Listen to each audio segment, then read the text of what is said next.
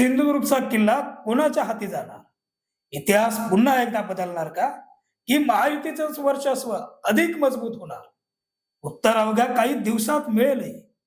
पण सध्या तरी चित्र स्पष्ट आहे. सिंधुदुर्गमध्ये सत्ता स्थापनेच्या दिशेनं महायुती वेगाने आगेकूच करते.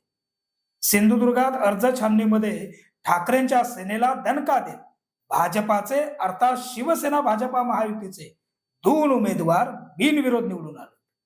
बीडवाडी पंचायत समितीच्या उमेदवार संजना राणे व कोकीसरे मधून साधना नकाशे या दोन्ही महिलांनी बाजी मारत ठाकरेंच्या सेनेला बिनविरोध भगदाड पाडलं. सिंधुदुर्गातील राजकीय रणधुमाळी अगदी सुरुवातीच्या दिवसापासूनच निर्णायक टप्प्यावर पोहोचली असतानाच या दोन बिनविरोध जागांमुळे महायुतीसाठी अत्यंत सकारात्मक संकेत मिळाले. भाजपाच्या अर्थातच महायुतीच्या दोन उमेदवारांचा बिनविरोध निवड होणं हे केवळ आकड्यांचं यश नाहीये, तर संपूर्ण जिल्ह्यातील राजकीय प्रवाहाची दिशा दाखवणारं स्पष्ट लक्षण मानलं जाते. राजकीय जाणकारांच्या मते बिनविरोध निवडीमुळे महायुतीला सुरुवातीपासूनच आघाडी मिळाली असून याच लाटेचा प्रभाव उर्वरित जागांवरही दिसून येण्याची दाट शक्यता आहे. विशेषतः 7 तारखेला होणाऱ्या निकालात महायुतीच विजयाचा गुलाल उधळणार असा ठाम विश्वास महायुतीच्या गोटातून व्यक्त केला जातो. खर तर याच विषयावर आहे आजचा पॉलिवूड. नमस्कार, मी साईनाथ गावकर आपणा सर्वांचं कोकणशाहीच्या पॉलिवूड मध्ये स्वागत करतो. आपण बोलतोय अर्थात लढाई झेडपीची, फुलटॉस महायुतीची या विश्लेषणात्मक चर्चेत. आज आपण जी बातमी पाहतोय ती केवळ 2 जागांची बातमी नाहीये. हा आहे महायुतीच्या विरोधकांच्या पराभवाचा पहिला अध्याय. या एका घटनेनंतर महायुतीच्या गोटात प्रचंड उत्साहाचं वातावरण पसरलंय. प्रत्येक तालुक्यातून आणि प्रत्येक गावातून एकच चर्चा कानी पडते, आता सत्ता आपलीच. राजकीय जाणकारांचा अंदाज थेट आणि स्पष्ट आहे. ही बिनविरोध निवड म्हणजे 7 तारखेला येणाऱ्या निकालाचा ट्रेलर आहे. होय, असं मानलं जात आहे की 7 तारखेला सिंधुदुर्गमध्ये विजयाचा गुलाल महायुतीच उधळणार. सिंधुदुर्ग जिल्हा परिषद आणि पंचायत समिती निवडणुकीत आता उमेदवारी अर्ज दाखल केल्यानंतर खऱ्या अर्थानं रंग चढलाय. इच्छुकांपासून ते बंडखोरीपर्यंत आणि एक हाती सत्तेपासून ते लढाई निष्ठेची अशा दाव्यापर्यंत रंगत जाणारी ही निवडणूक महत्वाची ठरणार आहे. ती एकाच कारणासाठी, मागची 25 वर्ष जे घडलंय तेच पुन्हा यंदाही घडणार का, या एका उत्तरासाठी. जे उत्तर म्हणजे अर्थातच खासदार नारायण राणे यांच्या नेतृत्वात सिंधुदुर्ग जिल्हा परिषदेवर महायुतीचा झेंडा लागणार का, या एका प्रश्नाचं आहे. होय, 50 सदस्यांच्या या प्रतिष्ठेच्या जिल्हा परिषदेच्या आणि सर्वच पंचायत समितीच्या निवडणूक निकालात आज स्पष्टपणे दिसणारा महायुतीचा विजयी कौल किती मोठा असणार आहे याचीच आता उत्सुकता सर्वांना लागून राहिली आहे. दर्शक हो, सिंधुदुर्ग जिल्हा परिषदेच्या 50 जागा आणि पंचायत समितीच्या साधारण 100 जागांच्या या निवडणूक युद्धात महायुतीकडून भारतीय जनता पक्ष, शिवसेना आणि शिवसेना उद्धव बाळासाहेब ठाकरे आणि काही ठिकाणी भाजपचेच नाराज बंडखोर व काही ठिकाणी शिवसेनेचेही नाराज अपक्ष म्हणून रिंगणात आहेत. अर्थात या सगळ्यात मी परत परत वापरलेलं वाक्य पुन्हा वापरतो, कारण ते वाक्य खूप महत्वाचं आहे. ही लढाई कोण विरुद्ध कोण आहे अशी जर म्हटलं तर त्याचं चित्र कुठल्याही मतदारसंघात एकतर्फीच असेल असं कोणी उत्तर देईल. खासदार नारायण राणे यांच्या नेतृत्वातील या लढाईला भाजपाकडून पालकमंत्री नितेश राणे, शिवसेनेकडून आमदार निलेश राणे, आमदार दीपक केसरकर आणि त्यांच्या सोबतीला जिल्हा प्रमुख दत्ता सामंत, संजीव परब, भाजपा जिल्हाध्यक्ष प्रभाकर सावंत, विशाल परब अशी मोठी तगडी टीम आहे. जे हे युद्ध प्रत्यक्षात लढतायत त्या देवगडातून सावी लोके, सुनील पारकर, विलास साळसकर, अमोल लोके, सदाशिव ओगले, गणेश राणे, रवींद्र तिर्लोटकर, महेश नारकर व डॉक्टर अमोल तेली यांच्या सौभाग्यवती असते. तर इकडे गोटा सावंत, विक्रांत सावंत, मनीष दळवी, संदीप गावडे, कुडाळमधून अजय अखेरकर, सुप्रिया वालावलकर, दादा साई, दीपक नारकर, दीपलक्ष्मी पडते, संजय पडते, नागेश आहीर, रुपेश कानडे, निखिल कांदळगावकर असे शिवसेना भाजपा युतीचे तगडे उमेदवार आहेत. आणि विरोधात पाहायला गेलं तर फक्त शिवसेना उभाटा आणि या सगळ्यांना सावरणारे फक्त वैभव नाही अशी एकांगी लढत दिसते.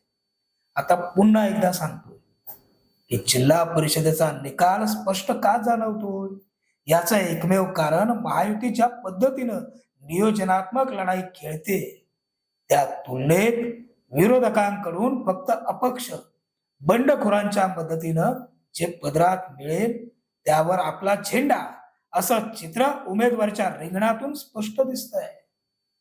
हे सगळं तालुका निहाय समजून घेतलं तरी हे चित्र स्पष्ट होईल. खासदार नारायण राणे यांनी जिल्हा परिषद पंचायत समिती निवडणुकीसाठी शिवसेना भाजपा युतीचा जागा वाटप फॉर्म्युला जाहीर केला. जिल्हा परिषदेच्या जागांपैकी भाजपा 31 आणि शिवसेना 19 जागा लढणार आहे, तर पंचायत समितीच्या 100 जागांपैकी भाजपा 63 आणि शिवसेना 37 जागा लढणार आहे. त्याच वेळी जिल्हा परिषद अध्यक्ष पदाचाही फॉर्म्युला निश्चित झाला आहे. या 3 वर्ष भाजपा आणि 2 वर्ष शिवसेना असं अध्यक्ष पदाचं सूत्र राहणार आहे, अशी घोषणा दस्तूर खुद्द खासदार नारायण राणे यांनी जाहीर केली. या पहिल्या टप्प्यात नितेश राणे आणि निलेश राणे यांच्या नेतृत्वात महायुतीनं विजयासाठी कसलेली कंबर ही स्पष्ट जाणवते. आता यातला पुढचा टप्पा समजून घेऊया. पालकमंत्री नितेश राणे यांच्या प्रभावात भाजपाची आणि आमदार निलेश राणे यांच्या नेतृत्वात शिवसेनेची ताकद वाढते. शिवसेना आणि भाजपाची संघटनात्मक ताकद आणि त्याला राणे समर्थकांची मिळालेली जोड ही विजयी समीकरणाची अचूक मांडणी महायुतीला विजयाकडे नेणारी. कणकवली देवगड विधानसभा मतदारसंघातून महायुतीची ताकद आपण जाणून घेऊया.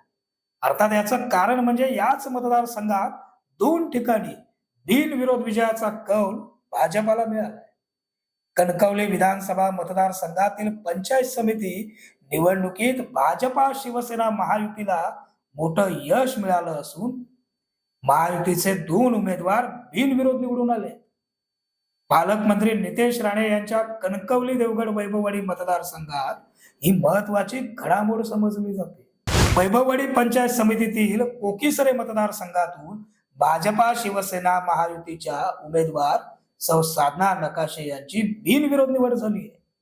तसंच कणकवली पंचायत समितीतील बीडवाडी मतदारसंघातून सौ संजना राणे यांची बिनविरोध निवड जाहीर करण्यात आली. पालकमंत्री नितेश राणे यांची मजबूत पकड असलेले कणकवली देवगड आणि वैभववाडी हे तिन्ही तालुके खऱ्या अर्थानं महायुतीला बळ देणारे ठरणार आहेत. देवगडमध्ये निष्प्रभ असलेला विरोधक आणि वैभववाडीत नामशेष झालेली विरोधाची ताकद ही प्रभावी रणनीती आणि सोबत कणकवलीचा हुकुमी एक्का फार मोठ्या जागांची ताकद सिंधुदुर्ग जिल्हा परिषद निकालात दाखवून देणार आहे. कणकवलीचा विचार करताना महायुतीनं दिलेले उमेदवार ही पक्षाची विजयी ताकद मानली जाते. वैभववाडीतही यावेळी अचूक चेकमेट हे विजयाचं सगळ्यात मोठं असणार आहे आणि ते इथं उमेदवारांच्या नावावर लक्ष टाकल्यास सहज लक्षात येतं. देवगड हा तर महायुतीचा बालेकिल्ला बनलाय. विधानसभा आणि लोकसभा निकालात वाढलेल्या मताधिक्यांचा वाढता खेळ इथं नक्की दिसेल. अर्थात महायुतीची ताकद असणारे काही चेहरे कमाल करतील असं राजकीय जाणकार सांगतात. सावंतवाडी विधानसभा मतदारसंघाचा विचार करताना सावंतवाडी, दोडामार्ग आणि वेंगुर्ला हे 3 तालुके आणि त्यातील तिन्ही निकाल हे महायुतीला अत्यंत महत्वाचे आहेत. सावंतवाडी विधानसभा मतदारसंघात जिल्हा परिषदेसाठी शिवसेनेला चुकत माप देत 17 जागा, भाजपाची ताकद पाहता तब्बल 11 जागा महायुती लढते. आणि पंचायत समितीच्या राजकारणाचा विचार करताना शिवसेना 17 जागांवर आणि भाजपाला 6 जागा मिळाल्या. भाजपाकडे जिल्हा बँक अध्यक्ष मनीष दळवी, महेश सारंग, भाजपाचे युवा नेते विशाल परब अशी नेत्यांची भरगच्च टीम आहे. तर शिवसेनेत दीपक केसरकर यांच्या सोबतीला शिवसेनेचे फायर ब्रँड जिल्हा प्रमुख संजीव परब यांचा तोफखाना आहेच. वेंगुर्ला एक हाती भाजपाचा गड असताना वेंगुर्ल्यातील संघटनात्मक बांधीचा चेहरा असणारे मनीष दळवी त्यांच्या सोबत काही महत्वाचे देखील चेहरे आहेत. त्याच वेळी दोडामार्ग सारखा महायुतीचा नवा गड महायुतीसाठीच्या उमेदवारांसाठीच बनलाय असं समोर येत. अर्थात या विधानसभा मतदारसंघात अपक्षांची संख्याही तेवढीच जास्त असल्यानं अपक्ष उमेदवारांच्या पदरात विजयाची माळ किती ताकदीनं पडते याकडे सुद्धा सर्वांच्या नजरा लागून राहिल्या. सावंतवाडीच्या बदलत्या राजकारणात प्रदेशाध्यक्ष रवींद्र चव्हाण यांच्या मार्गदर्शनाखाली कार्यरत असलेले भाजपाचे किंगमेकर विशाल परब आणि त्यांची भाजपाच्या विजयासाठी असणारी प्रचंड मेहनत ही नगरपालिकेच्या निकालात सिद्ध झाली. यावेळी ती ताकद आंबोलीच्या घाटमाथ्यापासून वेंगुर्ल्याच्या सागर किनाऱ्यापर्यंत नक्कीच दिसेल. विशाल परब यांचा स्वतःचा असलेला मतदार वर्ग, कार्यकर्त्यांचं स्ट्रॉंग नेटवर्क आणि भारतीय जनता पक्षाच्या राष्ट्रीय राजकारणाला अभिप्रेत असणारी सोशल मीडियाची ताकद ही विशाल परब यांची बलस्थान आहे. भाजपाच्या सर्व अधिकृत जागांसह अन्य जागांवरही महायुतीच्या विजयात विशाल परब यांचं नाव पंचायत समितीच्या आणि जिल्हा परिषदेच्या निकालात आवर्जून घ्यावंच लागणार. ही 7 फेब्रुवारीची भविष्यवाणी अगदी आताच लिहिली तर त्यात वावगं नसेल. त्या संजीव परब यांचा तोफखाना यावेळी थोडासा शांत राहिला आणि त्यांच्यात असलेली नेतृत्व गुणांची ताकद खऱ्या अर्थानं समोर आल्या शिवसेनेला देखील ताकदीचं यश मिळू शकेल. शिवसेना आमदार निलेश राणे आणि शिवसेना जिल्हा प्रमुख दत्ता सामंत यांचा बालेकिल्ला असणारा मालवण कुडाळ विधानसभा मतदारसंघ महायुतीच्या संख्याबळासाठी तितकाच निर्णायक आहे. दत्ता सामंत यांची धडाकेबाज शैली आणि आमदार निलेश राणे यांचा विजय झंझावात यामुळे महाराष्ट्राच्या राजकारणात मालवण कणकवली नगरपालिका निकालाची चर्चा तुफान रंगलेली. एकदा शब्द दिला ना म्हणजे विजयाला नो एक्सक्यूज अशा विजयी रणनीतीचा चेहरा असणाऱ्या दत्ता सामंत यांच्यासाठी ही निवडणूक म्हणजे त्यांच्या जुन्या कार्यपद्धतीला धार आणणारी. मागची निवडणूक 2017 साली झाली होती. त्यावेळी दादांसाठी दत्ता सामंत यांनी अवघा सिंधुदुर्ग जिल्हा पिंजून काढला होता आणि विरोधकांना नामोहरम केलं होतं. मागील साधारणतः 7-8 वर्षात राजकारण जरी बदललं असलं तरी दत्ता सामंत यांच्या आव्हानाचा कुठलाच प्रतिकार करण्यात विरोधक शस्त्रच उचलू शकत नाहीत ही वास्तविकता आहे. प्रत्येक गावात विरोधकांच्या बुरुजाला सुरुंग लावत विरोधकांच्या राजकीय शक्तीला खिंडार पाडण्यात मागील 2 वर्षात दत्ता सामंत यांनी घेतलेली मेहनत आज खऱ्या अर्थानं जिल्हा परिषद आणि पंचायत समितीचा बेस ठरवणारी ठरणार आहे. त्यामुळे उमेदवार निवड असो वा प्रत्येक गण आणि गटात विरोधकांची निष्प्रभ ताकद असो, सगळ्याचं विजय श्रेय हे आमदार निलेश राणे व राणेंचे हनुमान दत्ता सामंत यांनाच द्यावं लागेल. अर्थात आमदार निलेश राणे यांच्या संघटनात्मक पातळीमुळे कुडाळमध्ये शिवसेनेला मिळालेली ताकद ही मागील निवडणुकीपेक्षा कैक पटीनं मोठी आहे हे मान्य करावंच लागेल. आमदार निलेश राणे यांच्या चेहऱ्यावर संजय पडते, दादा सैल, दीपलक्ष्मी पडते, दीपक नारकर, नागेश अहिर, रुपेश कानडे, निखिल कांदळगावकर असे अनेक मोहरे सत्तेचा सारीपाट काबीज करायला बसले. मालवणच्या लढाईत अर्थातच निलेश राणे या एका चेहऱ्यावर पाहून मतदान होणार असल्यानं उमेदवार कुणी असू दे, आमका दत्ता होयो आणि आमका निलेश साहेब हवे हीच मतदारांची सार्वत्रिक प्रतिक्रिया महायुतीला विजयी बनवेल. महायुतीच्या विधानसभा आढाव्याचा जरी विचार केला तरी 7 फेब्रुवारी ही आता औपचारिकता उरली. अर्थात या ठाम विधानामागे विधानसभा निहाय महायुतीतल्या पक्षांची ताकद हे जसं समीकरण आहे, तसंच काही दिवसांपूर्वी नारायण राणे यांच्यासाठी एकवटलेला मतदार हा फॅक्टर प्रचंड मोठं कारण ठरणार आहे. आणि हाच फॅक्टर शेवटच्या क्षणी खासदार नारायण राणे हेच आमचे भाग्यविधाते या गोष्टीवर मत कौल ठरवत जिल्हा परिषद आणि पंचायत समितीवर पुन्हा महायुतीचा राणे पॅटर्न निर्माण करेल हाच खरा ग्राउंड रिपोर्ट आहे. तुर्तास आजच्या बॉलिवूडमध्ये इथं सोडला. पुन्हा भेटू नवीन भागात. धन्यवाद.